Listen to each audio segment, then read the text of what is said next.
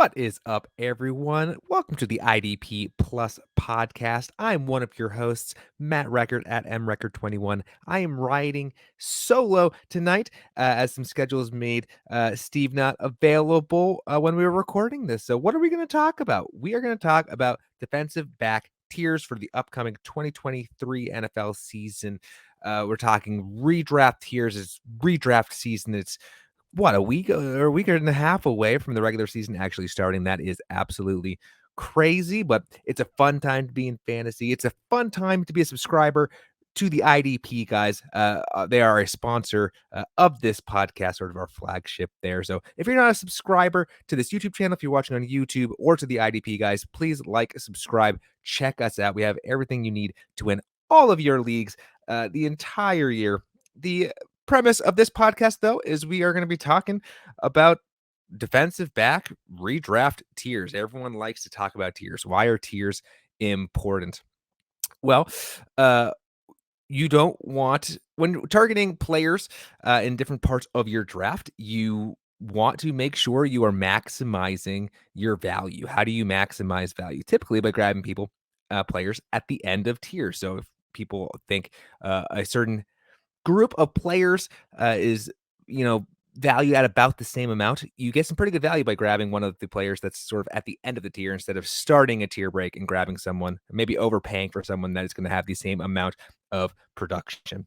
So let's get right to those defensive back tiers.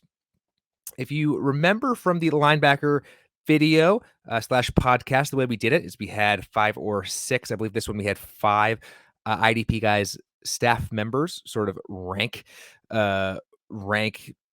defensive backs, which was great, and put them into tiers for us. Trying to get the okay, there we go. Sorry for those watching on YouTube, fiddling around with StreamYard.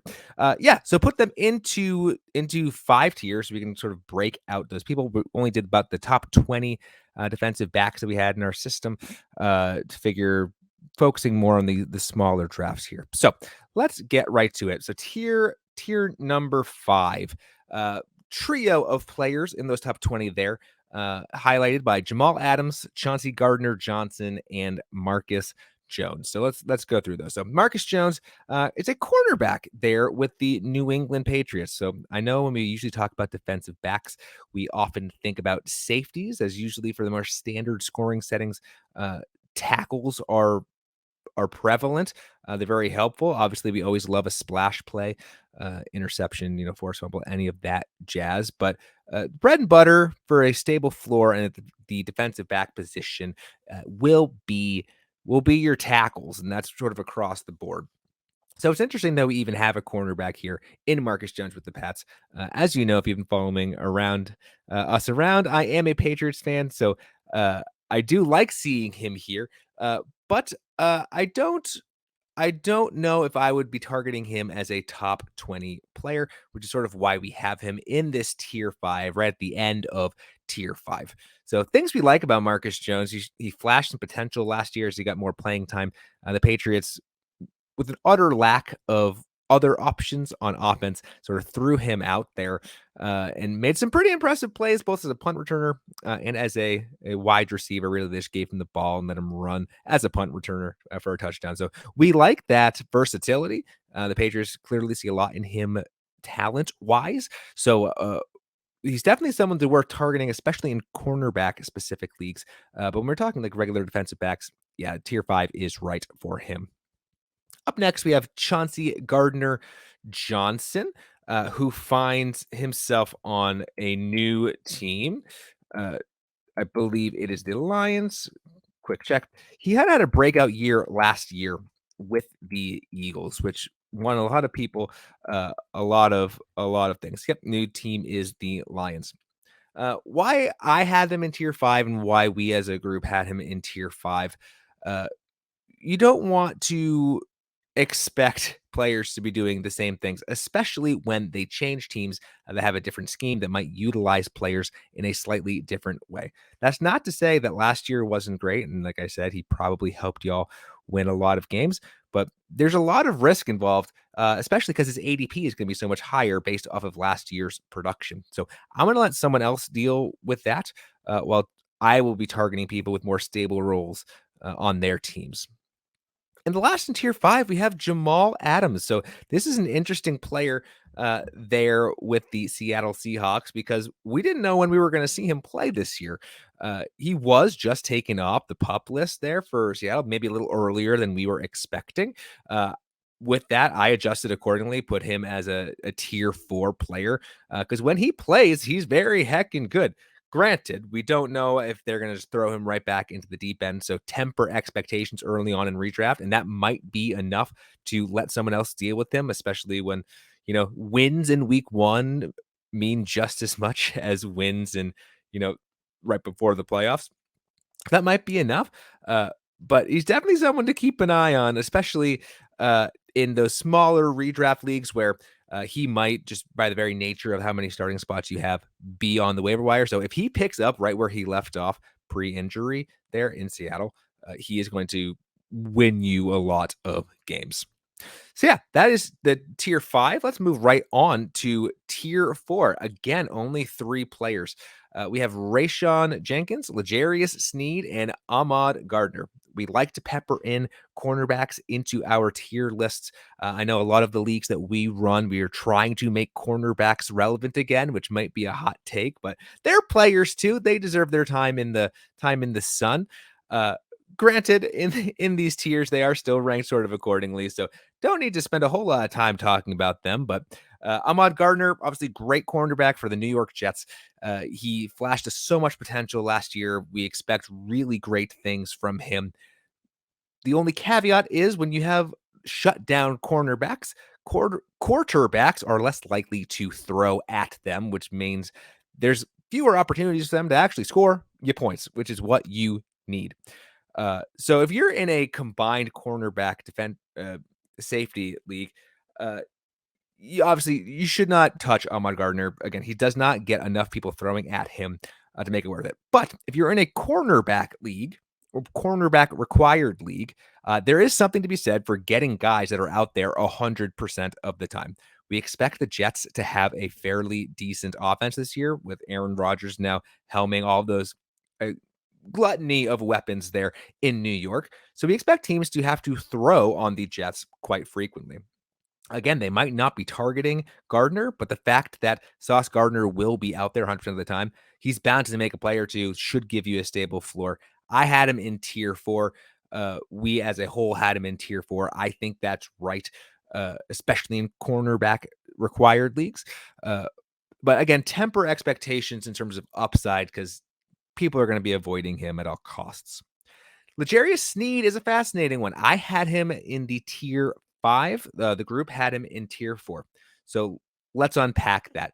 Sneed there with the Chiefs had a breakout campaign last year.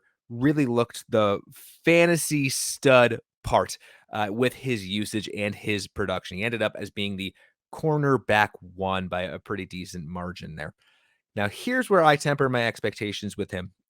Towards the end of the year, he got hurt. He didn't miss a whole lot of time. But when he was hurt, Trent McDuffie came in and sort of seized that same role in that defense, and he performed very, very well. L'Jarius Sneed, once he came back, played a different role, very important role on the defense, but was not put in a spot for a lot of IDP success. So what does that mean for this upcoming year? First of all, you should never go after any of the top 10 or expect the top 10 cornerbacks from any given year to repeat that next year. I forget the exact numbers, but the percentages are it's the position with the highest turnover in terms of the top 10 in any given year. Great. A lot of that is interception dependent. Cornerbacks have fewer opportunities for tackles, so that makes sense. So you shouldn't be targeting L'Jarius Sneed as that number 1 guy again. Anyway, often in ADPs, he's reflected in that. So someone else who knows less than you, because you're listening to this podcast, will grab him at that, and you can let them do that. But I'm especially worried that the Chiefs don't care about our fantasy leagues. They just want to win games. And L'Jarius Sneed is a very talented player. So they don't need to put him in that fantasy relevant spot on that defense. They can instead give that to Trent McDuffie, who prove that he can do it on their way to a Super Bowl, and let L'Jarius Sneed continue to make plays elsewhere. So he's not irrelevant. He's still a good player to have. But really, we got to temper expectations of all of the cornerbacks there in the Chiefs backfield. I prefer Trent McDuffie at ADP presently. So that's L'Jarius Sneed. You've been warned. Finally, the last player in tier 4 is Rayshawn Jenkins. So I had him in tier 3, and the average had him in tier 4. So why do I like him more than the rest of the people? So Rayshawn Jenkins had a bit of a breakout year last year with the Jaguars. 116 combined tackles. He had a sack. He had 3 interceptions, one of which went back for a touchdown. This was a stark improvement on his rookie campaign in 21, where he only had 73 combined tackles, no splash plays, more of a limited role there.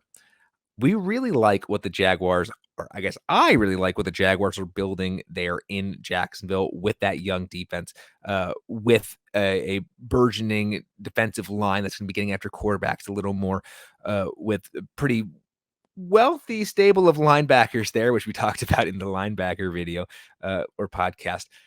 So I think there's plenty of opportunities for Rayshawn Jenkins to continue to eat like he did last year. With quarterbacks being pressured by that awesome defensive line, they're going to be prone to make mistakes. There's insert some more splash plays for Jenkins.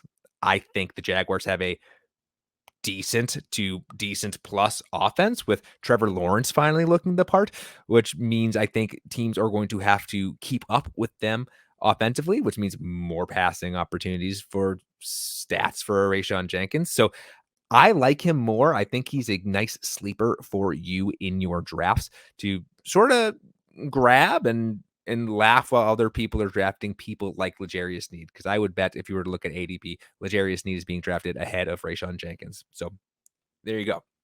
All right, moving on to tier number 3.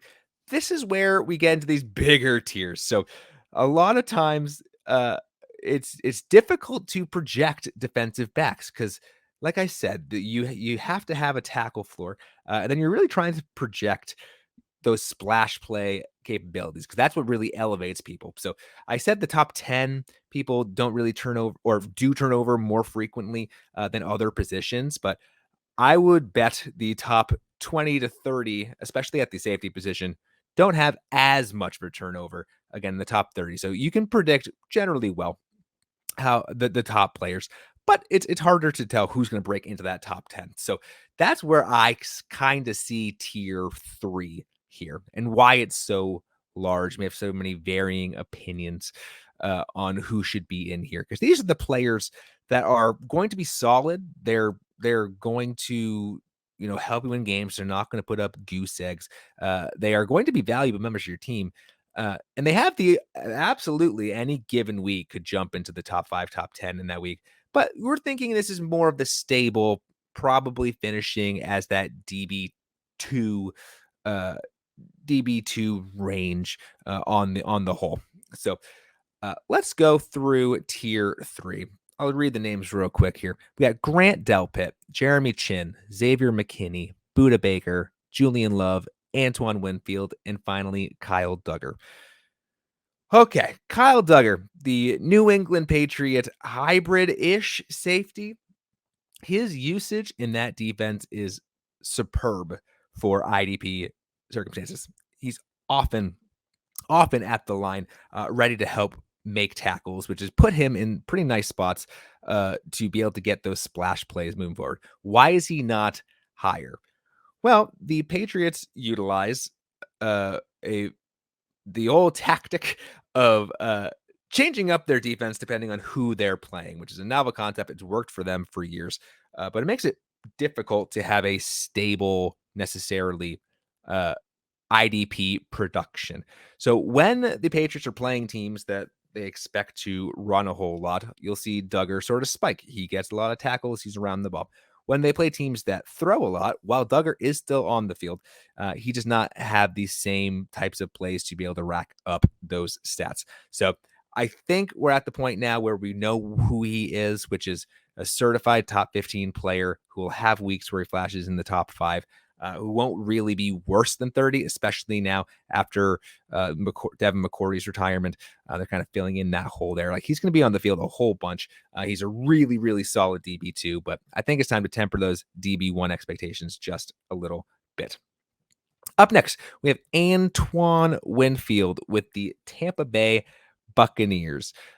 This is a player that has a lot of hype going into this upcoming year based off of how he's expected to be used in that defense. So this is a player where I had him as a 3. The IDP guys staff had him as a 3. Here's one that I would target someone who might actually outproduce his ADP, because you can get him for fairly cheap. But I think he has a real chance to be fairly good. Okay, Julian Love, the Seattle Seahawks safety. So I have him in tier 3. The guys had him at tier 3. But here's a little buyer beware here for this player. I think when we had, at the time of doing these rankings, we were unsure when Jamal Adams was going to come back. Now that Adams is back, I still love Love. I think he's going to be a productive member in that Seattle Seahawks secondary. But he's going to have fewer opportunities when someone like Jamal Adams is in front of him. So he's still, I mean, the Seahawks went and got him, so they see a role for him on that defense. The cornerbacks in that Seattle Seahawks room are insanely talented. So there might be more opportunities for Love to soak up some zone coverage sacks, but it's going to be hard for him to meet, what do we have him here as, the DB13 with Jamal Adams actually coming back and eating up those stats. So buyer beware with Love. He's going to see the field. He's going to get a lot of opportunities, but very real chance he does not live up to that expectation. Okay, Buda Baker, the versatile defensive back in Arizona. I love targeting Buda Baker in this tier, and here's why.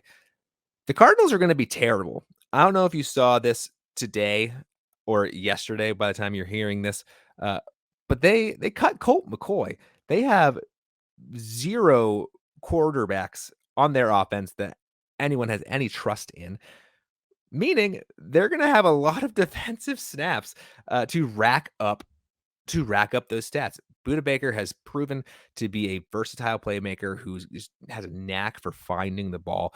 He is going off fairly cheap because he's kind of underwhelmed in previous seasons with the emergence of Jalen Thompson and Isaiah Simmons sort of moving around. But I don't know if you saw this, but Isaiah Simmons is gone.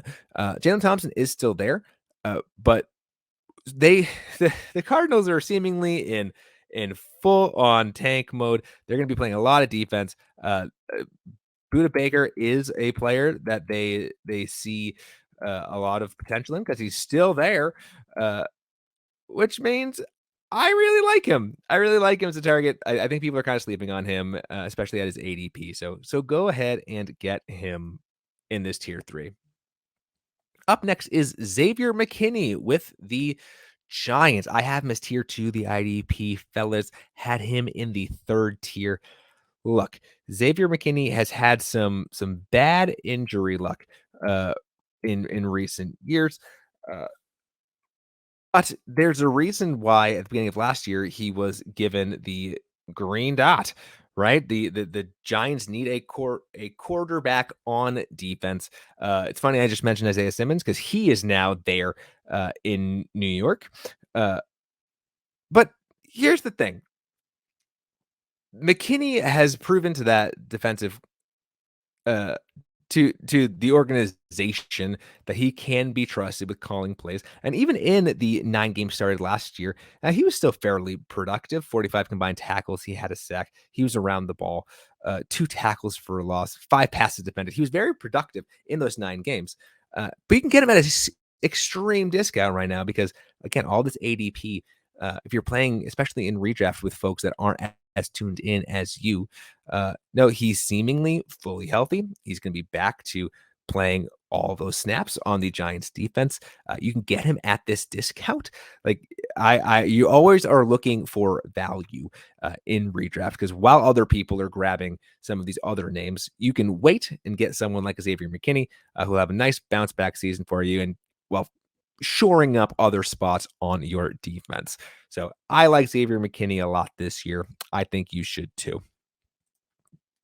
Up next in tier 3 is Jeremy Chin there with the Panthers. Here's another guy that I think we just have to temper expectations with. So people have been drafting him as a, you know, top, I don't know, expecting top 5 player production there. And he just hasn't really lived up to that billing. But that doesn't mean he's not a worthwhile player. We like Xavier Woods there in Carolina as well, but he's not really taking away play opportunities from Jeremy Chin. So I I put him in tier 3, just like the fellas did. I think that's about right. But this is another one of those players where you grab him as that tier 3 player, and he has the opportunity for any given week to bump up a couple of tiers and help you win a matchup when you need to do that. While also tempering the expectations with where you're drafting him, that when he doesn't do that every single week, that's okay. Your roster build was not ruined. Finally, the final player in tier 3 for us is one Grant Delpit with the Cleveland Browns.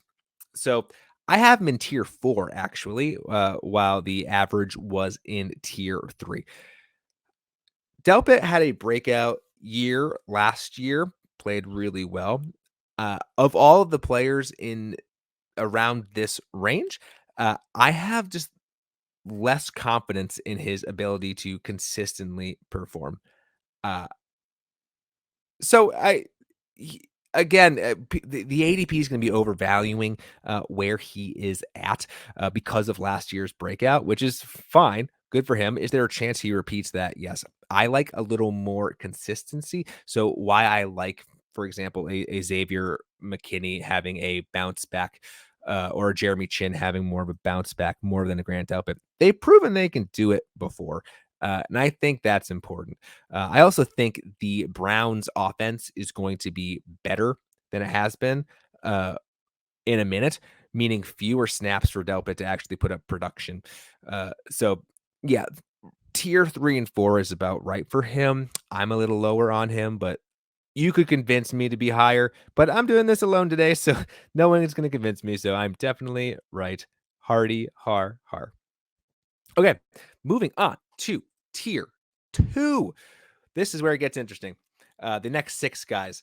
You'll notice if you're watching us on YouTube, which if you are, thank you. Please like and subscribe, comment on this video. It's insanely important. I know you hear everyone talk about that, but it is extremely important. So please do that. You'll notice there's only one guy in tier 1. There's only one. So these next 6 guys are no slight on them, but they're not number 1. They're not Derwin James. So the next 6 players, or these 6 players in tier 2, are Talanoa Hufanga, Jaquan Brisker, Kyle Hamilton, Jalen Piter, Cameron Curl, and Minka Fitzpatrick. Look, you would be happy to have any of these players as your DB1. You can kind of build your roster around that, and we'll go into some defensive back strategies in a little bit, but just hear me out. You would be happy with any of these players. A lot of this is sort of dealer's choice. So Minka Fitzpatrick with the Steelers, all he does is make plays all over the field all the time. I will say he is a little splash play, not dominant, but he needs to have a splash play to end up more frequently than not to end up in this tier. It's frustrating as an owner of him when he doesn't, but the weeks when he is on is an IDP player's dream. So this is sort of why he's the last one in tier 2 for us. But again, he's trusted on that defense. He gets all the play time. Even with the Steelers offense getting a little better, I don't think it's going to improve enough that his chances at opportunities for making plays is going to diminish enough to warrant demoting him from tier 2. So Minka Fitzpatrick, go get him when you can. He's great. Cameron Curl with the currently named Washington Commanders. Here's a player that when he plays, his usage is out of this world. He plays one of the highest percentage of snaps in the box, which is exactly where you want him to be to rack up tackles and be around the ball. His issue last year was a little bit of injury risk, which happens. When he was hurt, Derek Forrest sort of came in and was very productive there as well. But so some naysayers might say we've yet to see Cameron Curl do it, so why do you have him this high? To which I'd say that might be fair, but I'm willing with a player that has the utilization in that defense that he has to take that risk and take him as my DB1 if I'm waiting on the position a little bit. So Cameron Curl, again, you're not going to be upset if you take him. You are a little more prone to potentially some injury risk with him, but again, his usage is out of this world. You can't sleep on that. Up next is Jalen Piter, second-year player now with the Texans. He was your, presumably, if you have pretty standard scoring settings, your defensive back one there last year. Came out of the gates very strong in his, at least, fantasy IDP relevancy. So his usage probably is not going to change a whole lot moving into this year. The Texans are a young rebuilding team. If there is young talent there, they have to play him. So he's going to get all of the snaps. The very similar to Minka Fitzpatrick, that offense, while in theory will improve because it can't be much worse under CJ Stroud and some of those younger players there, they're still going to be playing defense quite a bit. So Piter should have a million opportunities to rack up those points for you. It's hard to repeat SDB1, so in a lot of ADP, you see him going off as 1 or 2, which 1 is a little absurd to expect that sort of production again. Having him 2, you can kind of see it, but I think there is some means for regression there with Piter, especially when I think the linebacker situation improved a little bit with Denzel Perryman showing up there. So there'll be some tackle regression, but he's still a stud that I would be happy having on my team. Up next in tier 2 is Kyle Hamilton. Ooh, everyone loves him as the dynasty asset, but you cannot forget about him in redraft. And I bet your ADP has, unless you're playing with a bunch of degenerates like me. So, what did the Baltimore Ravens do? They shipped out his competition. They are giving Kyle Hamilton the role. Towards the end of last year, the Ravens sort of figured out how to start utilizing him with more opportunities there on that defense in terms of snap percentage that he's going to have and what he showed us last year. There's no reason not to expect him to absolutely explode into the top 10 this year. Coming out of college, he had all of the right traits and assets that you want, which made him probably the first defensive back taken, a rookie defensive back taken last year, especially in Dynasty. But if you're playing a deep enough redraft league there as well, that should all come to fruition this year. Everyone's projecting it. Reports out of camp are extremely high on Hamilton. So he's one that you can probably get way later in drafts than you can some of these other folks because they're more established names, especially because last year he didn't do a whole lot in terms of IDP production. He's one that could win you your league. So go and get him. Up next is Jaquan Brisker with the Bears. Another rookie. We love our young defensive backs. Similar story to Piter. Came out like a bat out of hell.